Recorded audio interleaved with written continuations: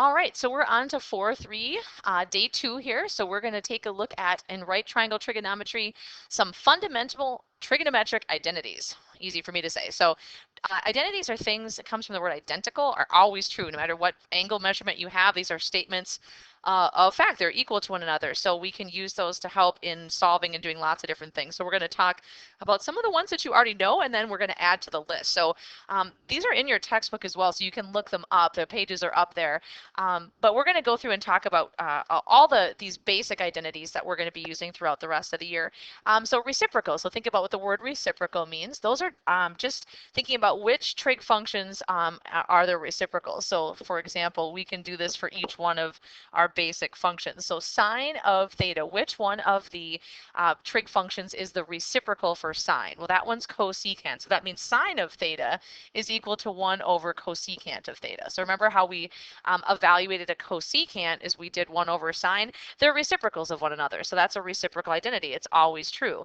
So for example, if you do on your calculator sine of 30 degrees, that'll give you the same answer as 1 over cosecant of 30 degrees. You'll get the same value. So that's all we're saying by that. So we can go from the other perspective then. So cosecant of theta would be equal to 1 over sine. They are reciprocals of one another. That means they're equivalent. We can use them interchangeably.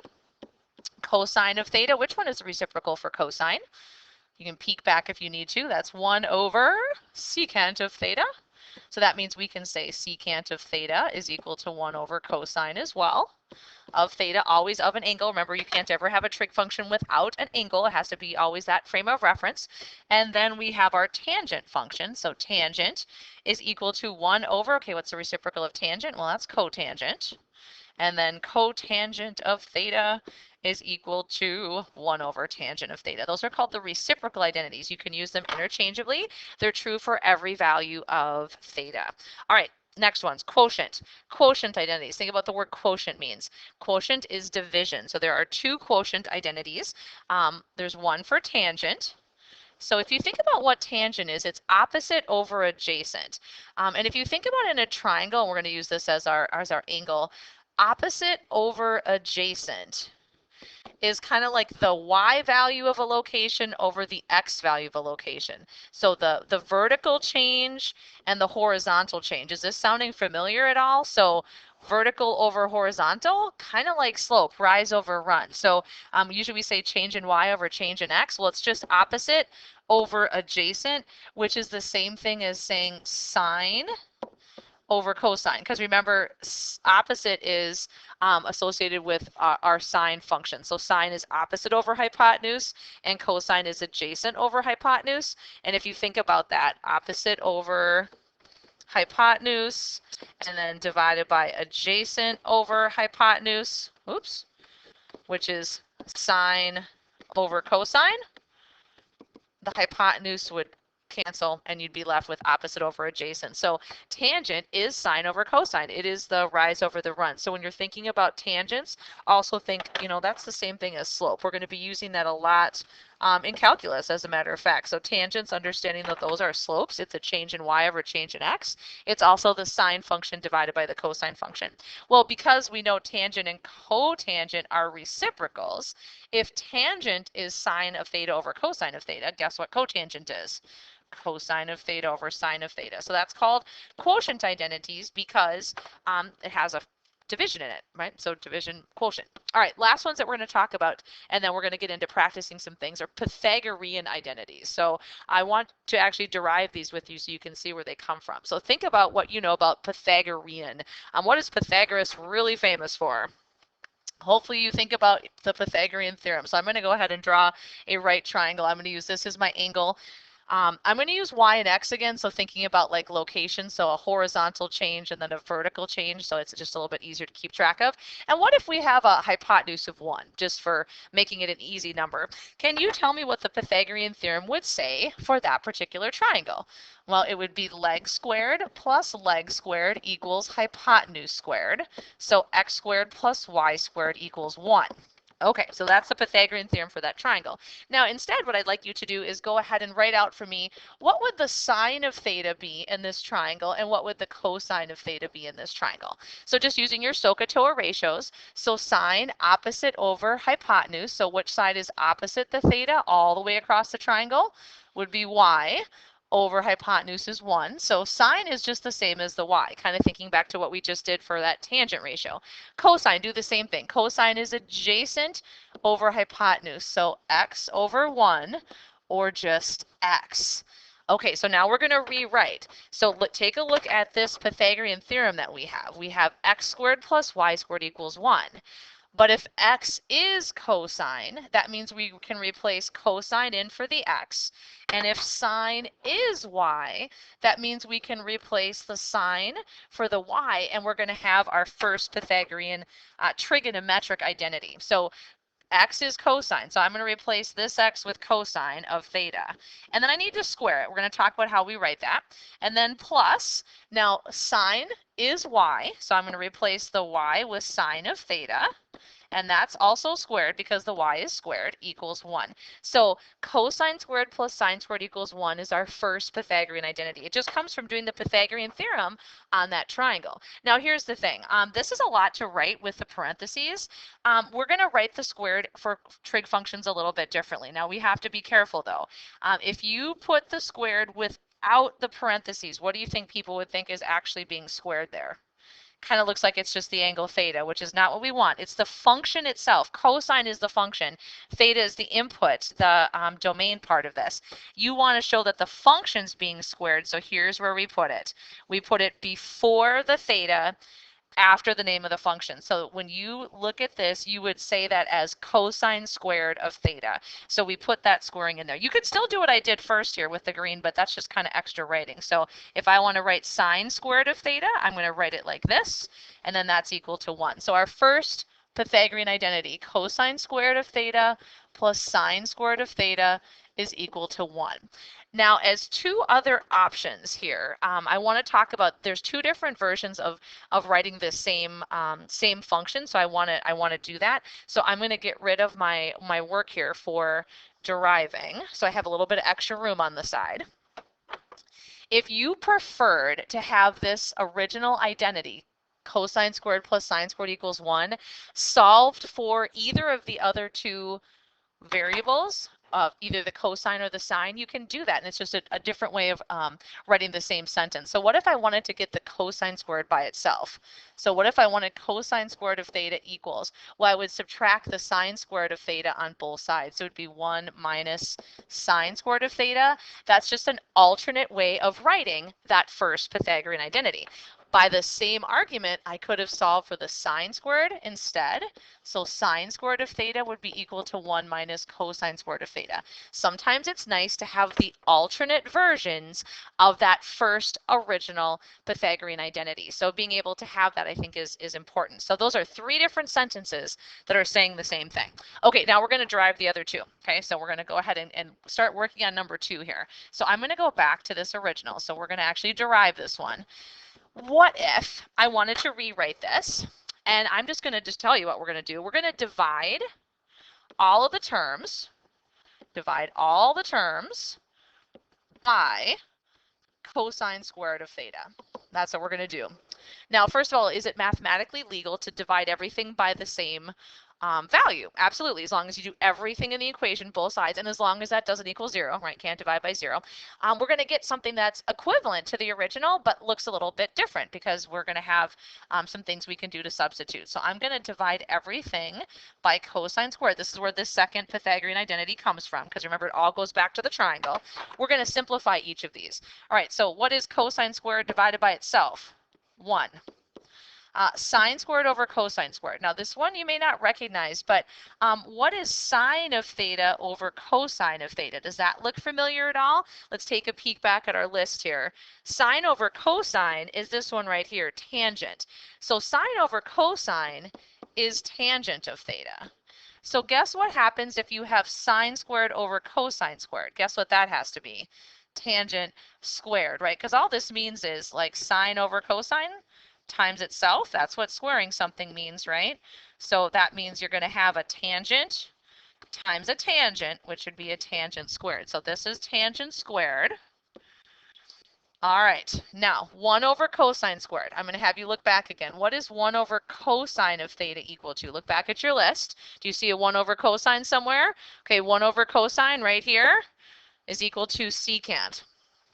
So if 1 over cosine is secant, guess what 1 over cosine squared is? Secant squared. Always true. Definitely true. It's just taking a ratio and raising it to a power. So it's equal to secant squared of theta. And there's your second Pythagorean identity. So 1 plus tangent squared is equal to secant squared. All right, now again, just like in the last scenario, we could solve for any of the other pieces. So let's go ahead and do that. So I could solve this for tangent squared instead. So that would be tangent squared of theta equals secant squared of theta minus 1, right? I'd be subtracting the 1 on each side. Or you could solve it for the 1, which I know seems a little bit goofy, but you could have just the 1 by itself, and then that would be secant squared of theta minus tangent squared of theta. So again, those are two alternative ways of writing that second Pythagorean identity. So those are all the same identity, just solve for different values. Okay, one more time, we have one more identity to do here, and we're just going to manipulate that original one more time. What if instead of dividing by cosine squared of x, what if I divide everything by sine squared of x? We're going to get our third version of this Pythagorean identity. All right, so I'm going to solve or divide everything by sine squared of theta. So every term by sine squared of theta. All right, so let's go through and simplify. Cosine squared over sine squared of theta. So I need you to look back and see what is cosine over sine the same as. So let's go back to our list. Cosine over sine, that's a quotient identity. So this one right here, which is cotangent. All right, so that's cotangent of theta. So what would cosine squared over sine squared be? Cotangent squared, that ratio is just being squared. So this is cotangent squared of theta plus sine squared over sine squared, 1. And then 1 over sine squared. So let's look back. What's 1 over sine equal to? Let's go back to our list. 1 over sine right here is cosecant of theta. All right, so what's 1 over sine squared then? Is cosecant squared. So this is equal to cosecant squared of theta. So our last Pythagorean identity, cotangent squared of theta plus 1 equals cosecant squared of theta. So that's my third identity. I'm going to move this so we have some clean space here. Once again, though, guess what? We can solve for either of the other terms. So what if I solve for cotangent squared? So cotangent squared of theta would be cosecant squared of theta minus 1, very similar to what we had in the last one. What if I solve for 1 instead? So I got the 1 by itself. So 1 equals cosecant squared of theta minus cotangent squared of theta. So these are the Pythagorean identities because they come from just the Pythagorean theorem on a right triangle. 3 different versions of each of them, right? But it's the same identity going across. So we can use these to help express. These are equivalent. They're true for all values of theta. So that means I can substitute and replace if I have those different values. So we're going to do a whole bunch with this throughout the rest of the year. This is a page you're going to probably want to earmark. This will be on formula sheets later on. We're going to be using these a lot. All right, so what do people do with identities? Well, let's take a look at this one. It says, suppose that you have this acute angle, so less than 90, where cosine of theta is equal to this value. Find the value of sine and tangent just by knowing the value of cosine using trig identities. Every time that we've ever talked about using, given a cosine, a sine, or a tangent value, we talk about the triangle, that we can construct a picture based on what we know for cosine. So cosine of theta is the adjacent over the hypotenuse. If it's 0.96, or think of it as like 0.96 over 1, we have 2 sides of the triangle, we could find the third, and we can use Pythagorean theorem and do all that. Well, the argument here is I don't necessarily need to do this picture. I mean, I could. I can use a trig identity instead. For example, let's see if we can find a trig identity that we'd be able to find sine if we know cosine.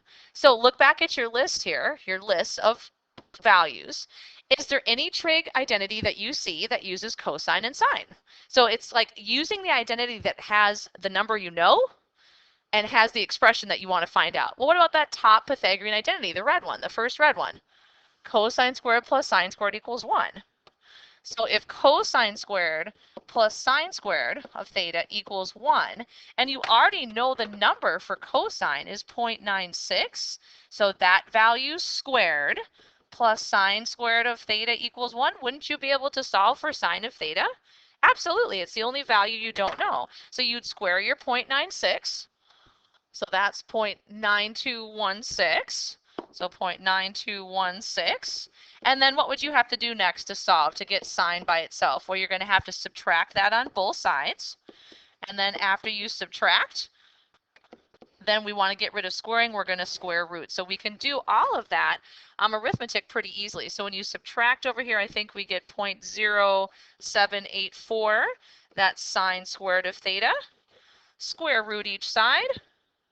So go ahead and type that into your calculator, see what you come up with. And I was coming up with a 0.28. So I can actually, without having to draw a triangle, I can do just some pretty basic arithmetic stuff, and I can use a trig identity instead to solve. So the idea is find a trig function that uses what you know, or an identity that uses what you know and what you're trying to find. Okay, so let's find tangent then. Remembering now, you actually know two numbers, don't you? You know sine is 0.28, you have the sine value, and you know cosine is 0.96. So look back at your list, pause the video if you need to. Is there any trig function that uses either sine or cosine that's going to get you right to tangent? Or maybe sine and cosine? So there's lots of them that have tangent in there, but like the Pythagorean ones, it has a secant. I don't know that, although I could figure it out. The most direct way is, how about this quotient identity? Tangent is equal to sine over cosine. So if tangent is equal to sine over cosine of theta, I know both of those numbers. I can just replace. So cosine is 0.96, so that's my denominator. Sine is 0.28, and I can just divide them. So go ahead and divide those two, see what you come up with. And I'm getting here 0.2917. Does that sound on target there? So it's the whole idea is, hey, I can use an identity instead of maybe drawing a picture, doing the Pythagorean theorem. It's going to accomplish the same goal. So identities can get us there as well. Let's try another one like that so you can compare. So we're going to be given this information. The tangent is 2. So the first thing that we're going to try to figure out is what is cotangent.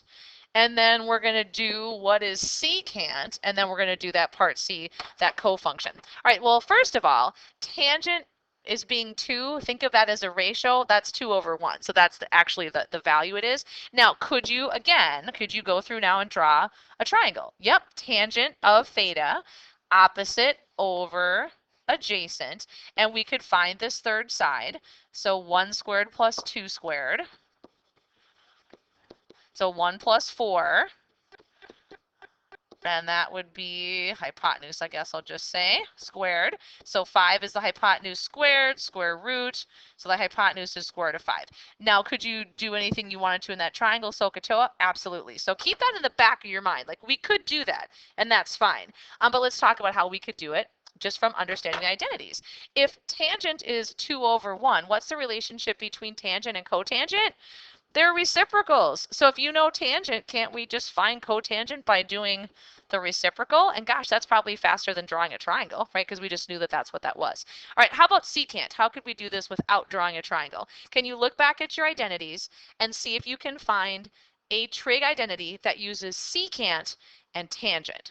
Just the function names. Take a look at this second Pythagorean identity. Do you see how it has a tangent and a secant? That's the one we're going to want to use then to find the secant of theta, because we know tangent. We're going to be able to substitute those in. Now, if you want secant, take a look at the 3 versions. So we have 3 different ways to write it. How about use the one that's solved for secant already, right? It's by itself. You could use the red one or the green one, but that blue one's already set up with the secant by itself, so you can save yourself a little bit of time. So this formula is 1 plus tangent squared of theta equals secant squared of theta. So what I'm going to do is I'm going to replace what I know. Tangent's 2. So that has to be squared, because whatever the tangent value is in the formula, that is squared in that identity. And then I'm just going to solve. Now watch the arithmetic you end up doing. Doesn't this look an awful lot like that. It's the same work. You're going to end up doing the same thing. So in this case, when you're thinking about what's happening, that's why this identity works. It's just doing the Pythagorean theorem. So we get 5 equals secant squared of theta. We square root. So the secant of theta is equal to square root of 5. All right, now let's think about if that is reasonable based off of this picture. So remember, secant is the reciprocal for cosine. So cosine in this would be adjacent over hypotenuse, so 1 over root 5. So that means secant would be its reciprocal, so square root of 5 over 1, which is definitely square root of 5. So thinking about, like, could I do this with the triangle? Yes, you can. But some people prefer the identity because then you're just using an equation to solve, which for some people is a lot easier. All right, let's take a look at the last one, this letter C. This is a co-function formula. So if you think back, we did co-functions in 4.1, I believe, we talked about our co-functions. Or no, in the day 1, I should say. So if you look back to your day 1 notes here, co-function, we're looking at this one, tangent of 90 minus theta. Remember the values for angles that are complementary for tangent, and then it's complementary angle is the cofunction. So the tangent of the complement is equal to the cotangent of the original angle. So we can immediately, like right away, we know that that's equal to cotangent of whatever the theta is, whatever that angle measurement is. So this is equal to the cotangent of theta. Well, don't you already know the cotangent of theta? We did that in part 1, or you could use the triangle or whatever, but that's a half. We already know what that is because we understand what co-function means. So it's helpful to think about some of those relationships as well. Those identities are all true as well. The last thing we're going to talk about today, so we can definitely do all of that sort of triangle stuff that you've done before, you can actually do with identities as well. But here's really where we're going to get into things that are actual moving forward, solving equations that have trig functions in them. That's our kind of our ultimate goal here, is we need to be able to simplify and understand and work with identities to be able to solve equations. So here are some of the things that we're going to do for that. So we're going to practice this a little bit, and we're going to come back to it later in the year as well. We want to transform the left side of the equation to make it look like the right side. So we're going to do whatever work we can to make the left match the right. So think of this like a matching. And they're telling you this, think about what that means. Theta is between 0 and pi over 2. If you remember, where is pi over 2? Halfway around the circle is pi. So pi over 2 is up here. It's the same as what in degrees? 180 divided by 2 is same as 90 degrees. So we're talking about somewhere in there. That means it's a quadrant 1 angle. In other words, it's acute. It's between 0 and 90. So we're just thinking about acute angles only. All right, so we're trying to make this left side look like the right. That means you don't mess with the right side at all. It stays. That's what our answer is shooting for. How can we make tangent times cosecant look like secant? So here's what we're going to do. We're going to try to replace, substitute. We're going to use substitution. Are there things that are equivalent by looking at our list of identities that we could replace? Because remember, an identity, anytime you have one of the functions, you can replace it with the other side because they're equal. They're identical for all values. So do you see anything that we could replace tangent for that might help us transform into secant? Well, one strategy that works really well that we're going to talk about a lot is changing everything into sine and cosine. Because then we're more likely to be able to put like terms together if we are only using the same functions. So change everything into sine and cosine is a very common strategy that we're going to be using, and we're going to be practicing this, like I said, a lot later. So is there something that I can replace tangent of theta with on my list? Well, tangent of theta is equal to 1 over cotangent. The unhelpful part about that is I don't have any other cotangents in the question at all, so I'm not sure that really helps me. But this one down here, the quotient one where tangent is sine over cosine, that is replacing it into sine and cosine, and I think every function can be written in terms of sine and cosine because those are our building block functions. So we're going to always kind of think of that as an option. So tangent, instead of writing tangent of theta, I can write sine of theta divided by cosine of theta because that's what tangent is. I'm just replacing it. I'm substituting. All right, we're going to do the same thing for cosecant of theta. All right, so let's take a peek at cosecant of theta. Let's go through our list. Cosecant of theta right here is equal to 1 over sine of theta. That's the only thing that has just a straight cosecant. I could not use the Pythagorean ones here, even though I see ones that have cosecant. Do you know why? it's cosecant squared. The only way I can make a substitution there, since I don't know the actual value, is it would have to say cosecant squared. Then I could replace it with this. If I wanted to do cosecant, I would have to take the square root over there, which is not what I'm looking for doing here. So we want to make sure that we have the exact same thing that I can substitute for. All right, so I'm going to look at my first list then, and I'm going to go back and I'm going to use this one, the one that's changing it to sine over or so things that are sine and cosine. So cosecant is equal to 1 over sine of theta. So I can make that substitution because they are equivalent. So is that going to help me transform this into secant on the other side? Let's take a look. All right, so you're multiplying two fractions together. When you multiply fractions, you can divide out common factors. Well, do you see anything that's in common? Sine with sine, they divide to 1. So you're left with 1 over cosine of theta over here. And the question is that equal to secant? All right, well, go back to your list. What do you think? Is 1 over cosine the same as secant? Sure is. They're reciprocals. So 1 over cosine is secant. That's your number 4 there. So I can replace or substitute 1 over cosine of theta with secant of theta. Oops, that's a really big.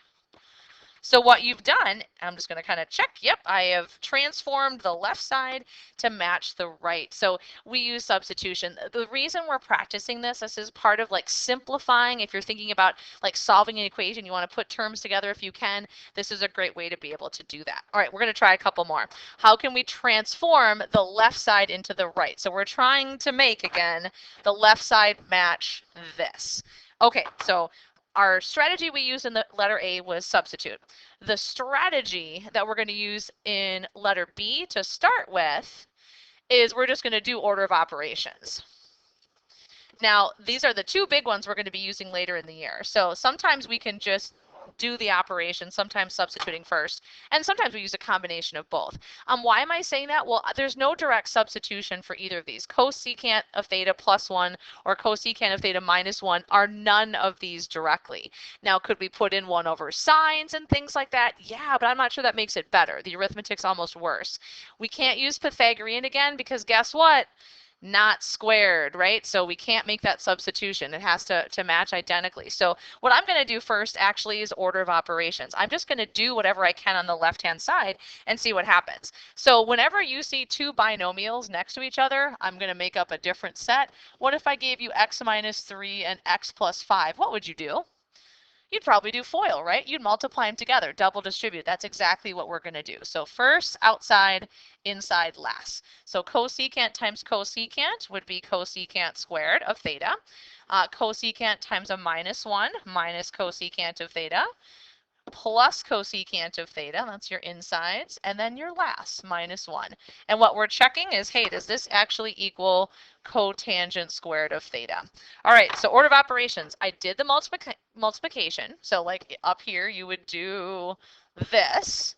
Okay, and then what would you do after you multiplied? Well, you'd put your like terms together, wouldn't you? So I'm going to do the same thing there. That adds to 0. So cosecant squared minus 1 equals cotangent squared. So my question is, can I transform this blue into the green? All right, these are squared now. So now our Pythagorean identities are in play. So is cotangent squared plus 1 equal to cosecant squared? Or I should say, in this case, cotangent squared is equal to cosecant squared minus 1? Yeah, it's exactly the same thing. That means I can replace. I have this right now on that left-hand side, and I'm trying to make it that. Well, yeah, that's what it's equal to. So I can make a substitution here. I can replace cosecant squared minus 1 with cotangent squared because that's the identity. That's what it's equal to. So I have verified, or I have transformed the left-hand side into the right-hand side. So they're exactly the same. So sometimes order of operations and then substitution works really well in our transformation. The whole point of doing this is to be able to simplify and work with equations that have trig functions in them. Again, we're going to do lots more later. Last one we're going to try. So we're going to try to transform the left-hand side into the right. So we're going to try to see and show that this equals 1. It doesn't look like it, but gosh, I think we're going to try to make it equal to 1. So I'm going to go back to my strategy. Right now, I can't really do order of operations because it's asking me to subtract two fractions that don't have the same denominator. There's 4 different functions going on. This looks like kind of a mess. So what I'm going to do is I'm going to do the whole substitute thing here. I think it's going to be easy for us right now to try to substitute everything. We're going to try to go to sine and cosine. That works really well. We could also substitute in different ways. Later in the year, we'll practice this a bunch of different ways. But we're going to try sine and cosine for the first one and see if that helps. And I might show you one other way. All right, so secant. Anything that's not sine and cosine, we're going to try to transform. What is secant equal to? Secant is equal to, look at number 4, 1 over cosine. So we've got 1 over cosine of theta. Now, cosine of theta is already a sine or cosine, so I'm not going to do anything with it. It's fine. I might write it as over 1 though, so everything is a fraction. Sometimes that's easier just kind of to deal with. All right, minus, because it's subtract in the middle. Now, tangent of theta. So tangent, let's go back to our list. In terms of sine and cosine, tangent is sine over cosine. So I'm going to make that substitution. Sine of theta over cosine of theta. All right, and then I have down here cotangent. So back to my list. In terms of sine and cosine, cotangent is cosine of theta over sine of theta. So cosine of theta over sine of theta. All right, so again, what we're trying to do is show, hey, when you do all this work, it's 1, which would be awesome if that was the case. So we substituted. We got everything into sine and cosine, and then we're going to do order of operations. So we're just going to do the problem then. So we're going to do order of operations and see what happens. All right, so what do you see for operations? I see divisions, and I see a subtraction. So what do you do first? Order of operations. You divide, right? Okay, so we're going to divide. How do you divide 2 fractions? Like if I asked you to divide 2/3 divided by 1/5, how do you do that? Well, you multiply by the reciprocal, right? And that's exactly what we need to do here. All right, so we'll do our order of operations. We're going to divide these fractions. So 1 over cosine of theta times cosine of theta over 1. And then minus, we'll have sine of theta over cosine of theta. Multiply by the reciprocal, which will be sine of theta over cosine of theta.